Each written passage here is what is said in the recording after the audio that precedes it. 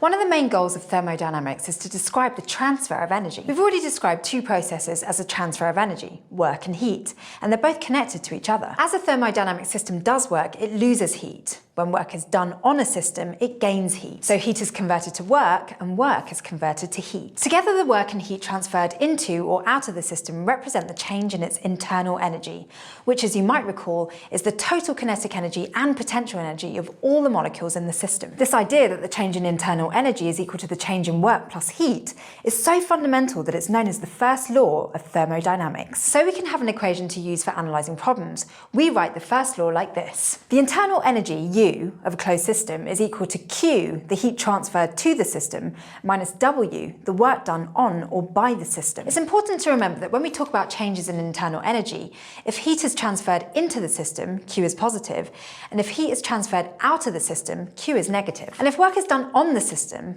W is negative, and if work is done by the system, W is positive. Some textbooks will change those signs around, so it's worth keeping track of what the positives and negatives mean. Now you'll notice that the first law of thermodynamics describes only those two factors, work and heat, as affecting a change in internal energy. So really, the first law of thermodynamics is just another way to describe the conservation of energy, which keeps coming up in our lessons because it's such a key principle of physics. Now there are four basic types of processes where the thermodynamic properties of a system, generally an ideal gas in some kind of container, can change according to the first law. In each case, one property is held constant, volume, pressure, temperature or heat, while the other properties change. First, there are isovolumetric processes where the volume is held constant, usually because the gas is in a rigid container, while heat is added or removed. As you add heat, the pressure of the gas will increase and so will its temperature.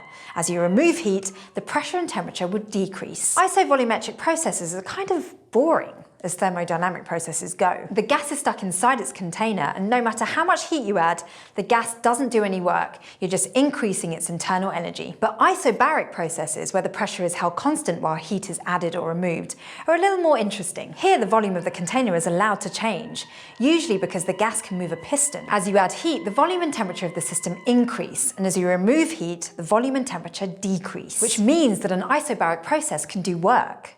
Here's why. In earlier episodes, we've said that work is equal to force times distance. In this case, the distance the piston moves. We've also said that pressure is equal to force divided by area, which means that force is equal to pressure times area.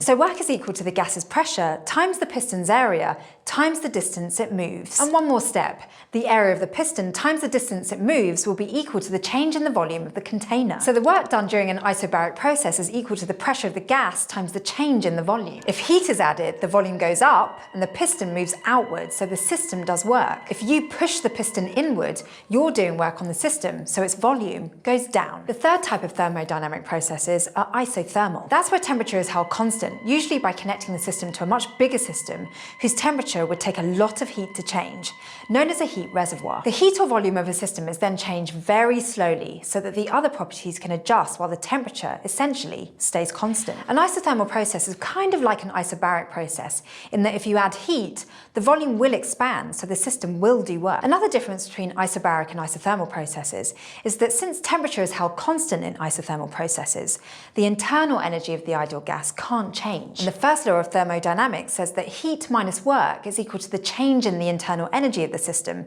in this case, 0. So the work done by the system will be equal to the amount of heat added and vice versa. Finally, there are adiabatic processes where no heat is allowed to flow in or out of the system, but the gas can expand or be compressed. Again, the equation for the first law of thermodynamics helps us out here. Q is 0 because the heat of the system isn't changing, but the internal energy of the gas can change, so the system can do work or have work done on it. In fact, the change in the internal energy of the gas will be exactly equal to the negative of the work. But this is all just the first law of thermodynamics. Crash Course Physics is produced in association with PBS Digital Studios. You can head over to their channel and check out a playlist of the latest episodes from shows like The Good Stuff, Braincraft and Physics Girl. This episode of Crash Course was filmed in the Dr. Cheryl C. Kinney Crash Course studio with the help of these amazing people, and our equally amazing graphics team is Thought Cafe.